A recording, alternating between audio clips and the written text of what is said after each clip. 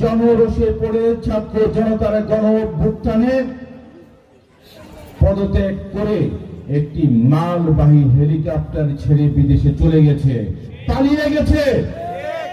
Mafia fascist Hasina সে দেশ ছেড়ে পালিয়ে গেল, হাসিনার প্রেতাত্মারা কিন্তু এখনো বাংলাদেশ ছেড়ে তারা পালিয়ে যায়নি।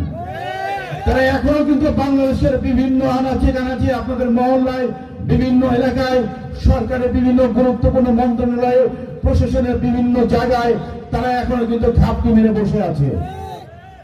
তারা কিন্তু এখনো একের পর এক তারা কিন্তু গিরগিটির মতো রং পরিবর্তন করে তারা সময়ের সাথে তাল মিলিয়ে তারা ঘাপটি মেরে বসে আছে। ঠিকই এখনো সে নয়া দিল্লিতে বসে হাসিনা, মাফিয়া ফ্যাসিস্ট হাসিনা এক এক দিন এক একটা বক্তব্য সোশ্যাল মিডিয়ার মাধ্যমে ছাড়ে এবং তাদের সেই ষড়যন্ত্রগুলো, নীল নকশাগুলো বাস্তবায়ন করার জন্য হাসিনার প্রেতাত্মারা এখন পর্যন্ত কিন্তু তারা সচেষ্ট রয়েছে।